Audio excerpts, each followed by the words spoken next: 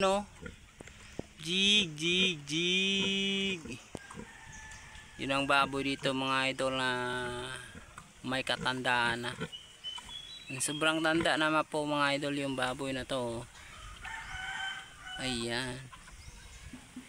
Jig, jig, jig. Buhay ka pa hanggang ngayon, pig. Kinakalawangan na yung mga katawan niya mga idol. Tingnan niyo yung pagkain niya. Oh.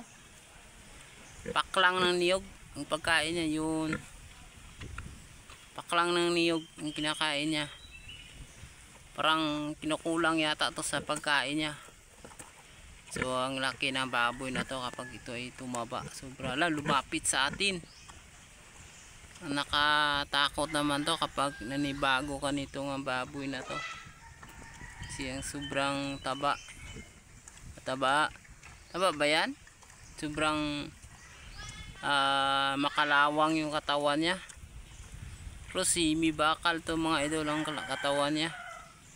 Si makalawang, makita naman natin kinakalawang talaga siya. Oh.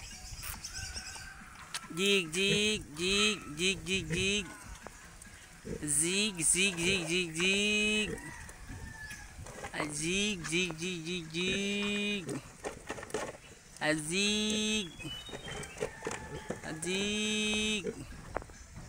Ito pala yung inaasahan dito sa pagpahaka mga idol ng mga anaying baboy. Siya yung lalaki dito. Yan o, laking itlog o.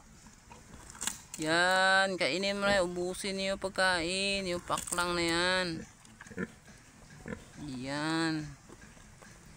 Marunong ka pala kumain na ng mga kahoy.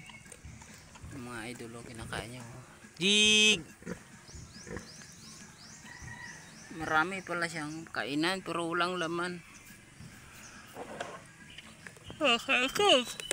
Laking itlog. Jig, jig. Pinit ng baboy doon. So ganito ang mga baboy sa amin mga idol, parang tanda na. So marami ring anayin dito eh, inahing baboy, mga inahing baboy. Ayun, punta doon, may mga inahing baboy rin doon mga idol. Ayan. Thank you very much mga ka-agri farm. Yan, makita naman nyo yung baboy namin. How many years ago na po yan?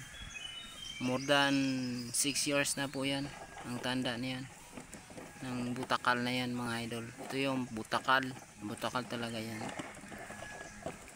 Yan, gutom na gutom talaga oh. Pati kainan niya, kakainin niya oh. Antibay talaga oh. Yan, okay, kumain dyan para maubos yung kainan mo. Pati kainan mo ubusin mo yung pagkain. Yun idol, thank you.